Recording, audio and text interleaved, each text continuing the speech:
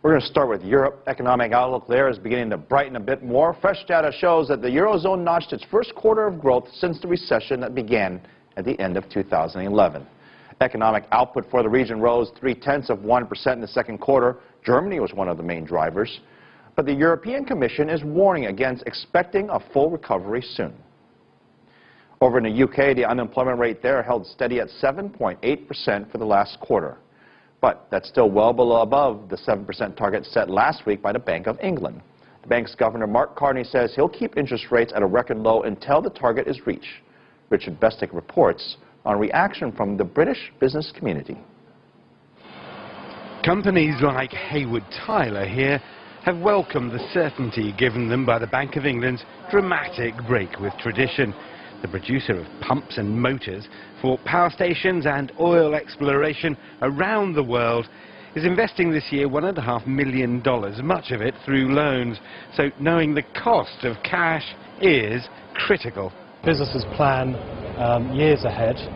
If we've got the knowledge that interest rates will remain low for 2-3 years, we've got the opportunity then to look at what we can afford, and that all helps in terms of the certainty for the business. The problem with unemployment is that for the Bank of England it's a moving target. There's slack in the economy.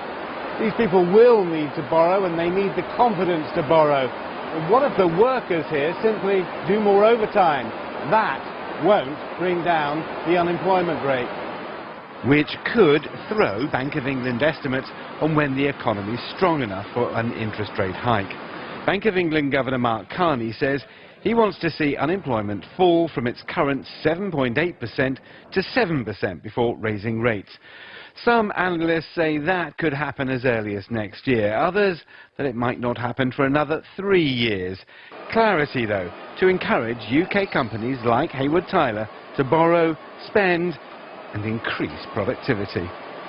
World demand is up, activity levels in our markets are high, therefore we're recruiting people, and the certainty that the Bank of England's announcement has made just helps the business.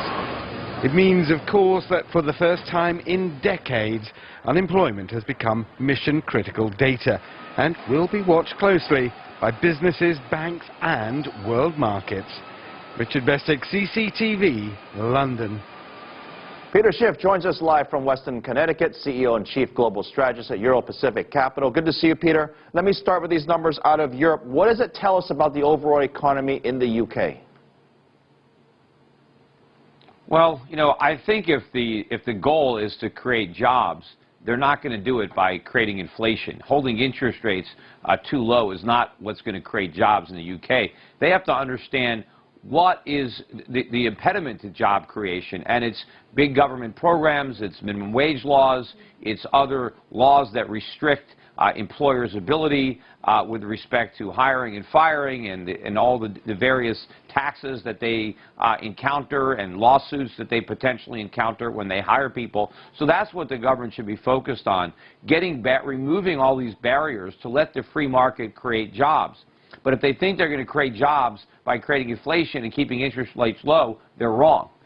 Peter, you and I have had a lot of conversations about different problems around the world, but we've actually never talked about this specific one. That's the youth unemployment, not necessarily just only in the UK, but also the whole entire rest of Europe. And look, they embrace capitalism. They, for the most part, have free markets.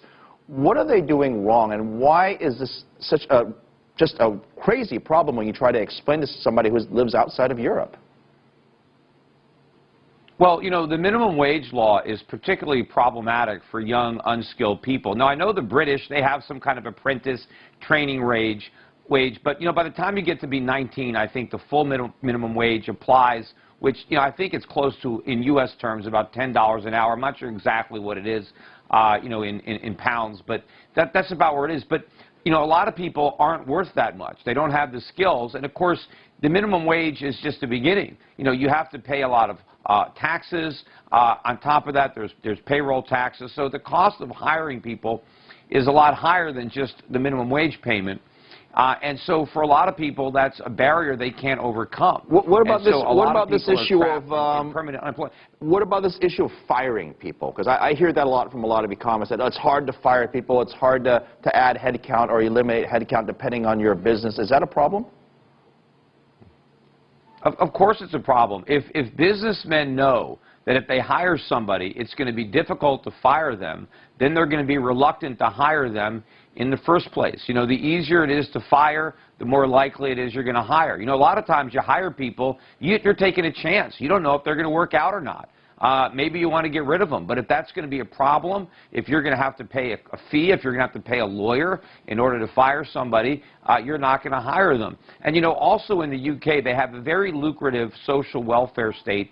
They make it very enticing for people not to work, to live on the dole instead. So you've got that double whammy. You have the government making it hard to get a job, and then they make it very lucrative not to work. So when you take the two in combination, you create this situation of high unemployment. And to think that the central bank can do anything about that by just manipulating interest rates, the only thing they're going to do is make the situation worse. I was a little worried that you might talk politics with me here, but I'm going to give you a shot at it. There's a lot of criticism in the UK about this immigration situation, and you hear that in different parts of the world, including here in the U.S., that if the immigration policy is that people can come from all over the world, that they're going to take my job, wherever that job might be, on the factory floor or in an office building. Does that hold any merit in the UK? It doesn't hold any merit anywhere. You know, throughout history, people have always tried to scapegoat immigrants because they're usually an easy scapegoat because sometimes they don't look like the native population, they don't sound like them, and so they're easy to scapegoat. But, you know, nobody takes anybody's job because nobody is entitled to a job. A job is created by an employer who has a need that a worker may or may not be able to fill.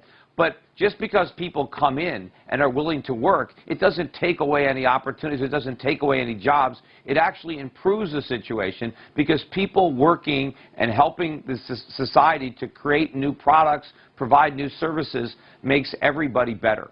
But yeah, it's very easy to say, oh, it's because of these the immigrants that are coming in. You know, look at all the benefits. You know, there are a lot of jobs that are performed by immigrants. You take the immigrants out of the equation, and the jobs aren't performed at all. And people have to do without a lot of the services that we take for granted. This is a discussion we could have over a cup of coffee. Are you saying that because the social welfare system, or maybe I put it in a different way, because of all the social benefits some of these countries have, we won't name particular ones, I'll let you do that, but that's basically making people so that, hey, you know what? I've got this great life. I can go do anything that I want to do. I get money from the government. Why should I bother going to work? Is that what you're saying? Well, that happens a lot in the UK in particular, but it's not just the benefits you get for not working, but the minute you start to work, not only do you lose those benefits, but now you have to pay taxes. So the actual marginal tax rate for people who go off welfare or the dole, whatever they want to call it over there, and start working, that's some of the highest marginal tax rates that anybody faces. And so in many cases, it's just too big an obstacle. People don't want to do it. And so they're gonna stay on government support, and they're never going to get that first job. They're never going to climb up the job ladder to get to the point where they can make a lot of money because they never take that low-paying job because of the enormous tax that they have to pay when it's a combination of a loss of a benefit and then having to pay a tax. And of course, you know, working is a lot more difficult than not working. You have to wake up early in the morning. You have to be responsible. All right, Peter, I better go to work myself, too. You know, you wait. It's always good to talk to you. Always fascinating to hear your opinion. Peter Schiff, CEO of Euro Pacific Capital. We'll see you here in Washington soon, hopefully. Thank you.